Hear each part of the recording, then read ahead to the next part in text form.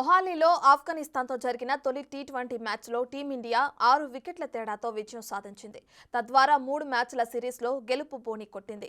ఆఫ్ఘనిస్తాన్ నిర్దేశించిన 159 పరుగుల విజయ లక్ష్యాన్ని టీమిండియా 17.3 ఓవర్లలో 4 వికెట్లు కోల్పోయి ఛేదించింది. యువ ఆటగాడు శివం దుబే భారీ షాట్లతో విరుచుకుపడ్డాడు. దుబే 40 బంతుల్లో 5 ఫోర్లు, 2 సిక్స్లతో 60 పరుగులు చేయటం విశేషం.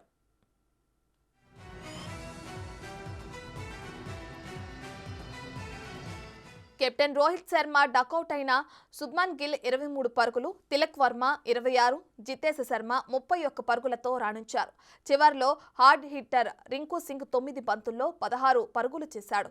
శివం దుబే, రింకు సింగ్ అజేయంగా నిలిచారు. చివర్లో నవీనుల్ హబ్ బౌలింగ్లో దుబే వరుసగా 6, 4 కొట్టి టీమిండియాకు విజయాన్ని అందించాడు. ఆఫ్ఘన్ బౌలర్లలో ముజీబ్ ఉర్ రెహమాన్ 2, అజ్మతుల్లా ఒమర్యాజ్ 1 వికెట్ తీశారు.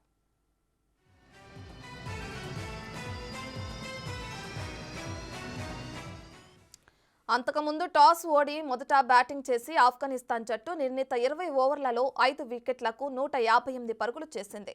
మహమ్మద్ నబీ 27 బంతుల్లోనే 42 పరుగులు చేశాడు. నబీ 2 ఫోర్లు, 3 సిక్స్లు కొట్టాడు. నజీబుల్లా జాద్రాన్ 11 బంతుల్లో 4 ఫోర్లతో 19 పరుగులు చేయగా రహమానుల్లా గుర్బాజ్ 23, కెప్టెన్ ఇబ్రహీం జాద్రాన్ 25, అజ్మతుల్లా 29 పరుగులు చేశారు. టీమిండియా బౌలర్లలో అక్షర్ పటేల్ 2 వికెట్లు, ముఖేష్ కుమార్ 2, శివం దుబే 1 వికెట్ తీశారు.